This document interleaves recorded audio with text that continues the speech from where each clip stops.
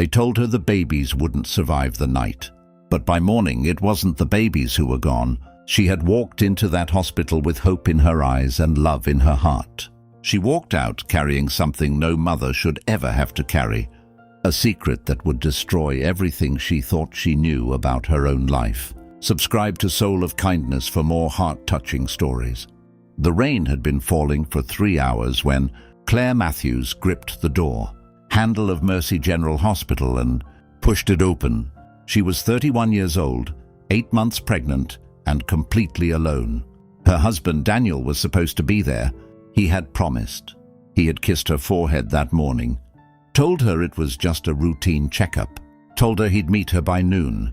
But noon had come and gone, and now the sky outside had turned the color of ash, and Claire sat in a plastic chair in the radiology waiting room, her hands folded over her enormous belly, her phone showing 11 unanswered calls. She wasn't panicking, not yet. The technician, a soft-spoken woman named Rosa, called her name with a gentle smile. Claire followed her into the ultrasound room, lay back on the table, and stared at the ceiling as the cold gel touched her skin. She was thinking about the nursery, the yellow walls she and Daniel had painted together, the 2 little name signs they hadn't yet decided on, the rocking chair his mother had given them. Then Rosa went very quiet. Claire turned her head. Rosa was staring at the screen, her face unreadable. She moved the probe slowly. Then she stopped. "Mrs. Matthews," she said carefully, "I need to call the doctor in." Dr. Eleanor Shaw was the kind of woman who had delivered over 4,000 babies in 22 years and had learned to carry difficult news the way a soldier carries a rifle, with total calm, without letting it show what it cost her. She walked into that room, looked at the screen, and sat down beside Claire. "Your babies are conjoined," she said. "They are joined at the chest and abdomen. It's called thoraco-omphalophagus. It means they share a liver and possibly more." Claire heard the words, but they seemed to come from somewhere far away, like someone speaking underwater. "Babies," she repeated. "You said babies." "Twin girls," Dr. Shaw said. "You didn't know you were carrying twins?" Claire shook her head slowly. She had been seeing a private OB for months. The same doctor who had told her everything was fine. The same doctor who had given her minimal ultrasounds, rushed appointments, and a smile that now, in this moment, felt like a lie. "What happens now?" Claire whispered. Dr. Shaw took her hand. "We need to run more tests. But Claire, I have to be honest with you. Given the sharing of vital organs, the survival odds for both babies are very low. You need to prepare yourself." The room seemed to tilt. Claire reached for her phone again. Still no answer from Daniel. Where was her husband? Daniel Matthews was 45 minutes away, sitting in a coffee shop he had no reason to be in, with a woman Claire had never met. Her name was Sophia. She was 26, worked in his office, and had been in his life for 8 months. Almost exactly as long as Claire had been pregnant. He wasn't answering his phone because he had silenced it. He told himself it was because he needed space to think. But the truth was simpler and uglier than that. He was a coward, and he had been running from the weight of his own life for a very long time. Sophia reached across the table and touched his hand. "You need to tell her," she said. "You can't keep doing this." "She's pregnant," he said. "She's always going to be something," Sophia said quietly. "There's never going to be a right time, Daniel." He stared at his coffee. He thought about Claire's face that morning. The way she had looked up at him over breakfast, still trusting him, still believing in the version of him he no longer was. His phone buzzed. He looked down. It was not Claire. It was the hospital. He went pale. By the time Daniel arrived at Mercy General, Claire had already been admitted. Dr. Shaw met him in the hallway with eyes that gave nothing away. She told him what was happening. She told him about the twins. She told him about the risks. Daniel stood very still and listened. And then something strange happened inside him. Something he had not expected. He felt the full weight of what he was about to lose.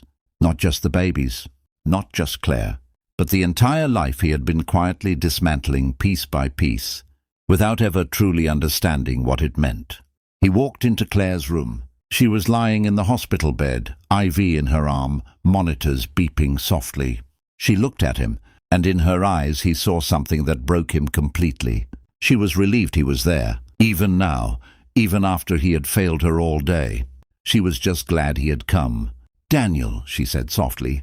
He sat down beside her, took her hand and said nothing, because there were no words that could carry what he was feeling, and there were no words that could undo what he had done. He told himself he would tell her the truth. After the babies were born, after the crisis had passed, he would tell her everything. He was still lying to himself. The twins were born at 2:47 in the morning. The room was full of doctors and nurses and the kind of controlled urgency that looks like calm but is anything but. Claire had been in labor for 6 hours. She had held Daniel's hand the entire time. She had not asked him where he had been. She had simply held on. And then the girls came into the world. 2 tiny, perfect faces, joined at the chest, breathing, fighting. The room went very quiet. And then one of the nurses said, barely above a whisper, "They're breathing." Both of them. Dr. Shaw looked up from the warmer where the twins lay, her expression something between professional control and pure awe. "They're stable," she said. "For now." Claire wept. Not from grief. From something far more complicated than grief. Daniel stood at the window, his back to the room, and pressed his forehead against the cold glass. He was thinking about Sophia. He was thinking about the coffee shop. He was thinking about everything he had risked and everything he had nearly destroyed. And for the first time in 8 months he felt genuinely, completely ashamed. 3 days passed. The twins, Claire had named them Lily and Rose, were in the NICU, fighting with everything they had. The doctors were monitoring their shared liver function hourly. Every morning Dr. Shaw would come in with new data, new cautious hope, a careful balance of honesty and encouragement. Claire barely slept. She sat beside the incubator for hours, talking to her daughters through the glass, telling them about the yellow nursery, the rocking chair, the names she had chosen. Daniel was there too, every day, present in a way he had not been in months. But something was different. Claire could feel it. She couldn't name it. She just knew that the man sitting beside her was carrying something heavy, something unspoken, something that was slowly changing the shape of him. On the 4th night his phone rang. He stepped out of the room quickly, too quickly. Claire watched him through the glass window of the hospital room door. She watched his face as he spoke. She watched him run, his hand through his hair the way he always did when he was stressed. She watched him glance back at her window once, twice. She knew. She had known for longer than she had admitted to herself. A woman always knows. She simply waits until she has the strength to face it. She turned back to her daughters. "You are going to be okay," she whispered. "I promise you. You are both going to be okay." It was Dr. Shaw who changed everything. Not with a confrontation, not with drama, but with a single quiet conversation that happened on the 5th morning, in the hallway outside the NICU. She had seen many things in 22 years.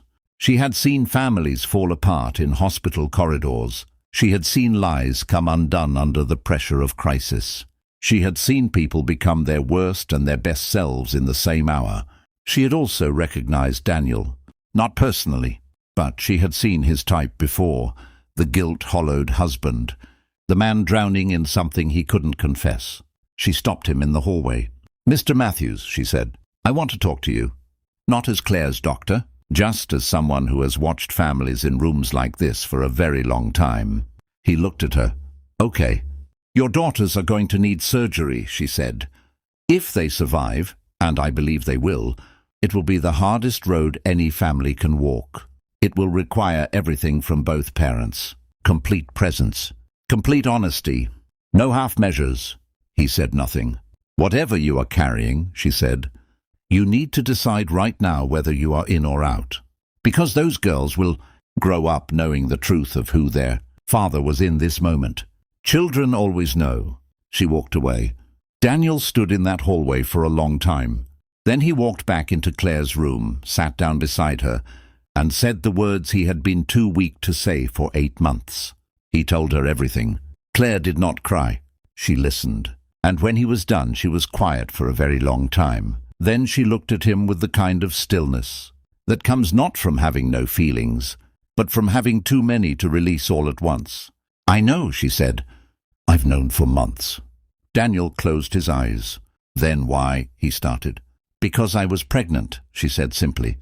"Because I was scared. Because I kept hoping you would choose us." She paused. "And because even now I need you to be here for them. Not for me. For them." She turned back toward the NICU window, where Lily and Rose lay side by side, their tiny chests rising and falling together. "I don't know what happens to us," Claire said quietly. "I don't know if I can forgive you.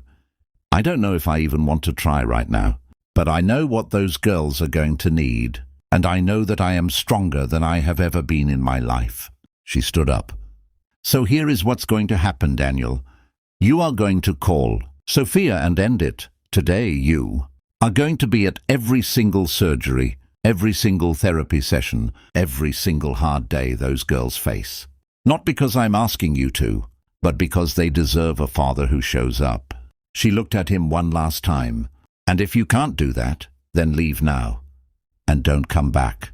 Lily and Rose survived the surgery. It took 9 hours, 3 surgical teams, and a level of skill that Dr. Eleanor Shaw would later describe as the most complex procedure of her career. But when it was over, there were 2 separate, breathing, crying little girls where there had been one. Daniel made the call to Sophia from the hospital parking lot. He stood in the cold and he said what needed to be said, and he listened to the silence on the other end of the line. And then he walked back inside. He was not forgiven, not that day. Perhaps not for a long time. But he came back. Every day, he came back. And Claire raised her daughters in that yellow nursery with the rocking chair and the 2 little name signs. She went back to work. She rebuilt herself, slowly and completely, the way only a woman who has been broken at her deepest point and refused to stay there can do. Years later, a journalist would write about the conjoined twins who had beaten impossible odds, the miracle babies of Mercy General. But Claire knew the real miracle had nothing to do with surgery. It was the morning she had looked through that NICU window, with her heart shattered and her world in pieces, and decided, for those 2 small fighting lives, that she would not fall, that she would stand. And she did. Some people leave, some people stay, but the ones who survive, they are the ones who choose, even in their darkest moment, to keep going, for the ones who need them most.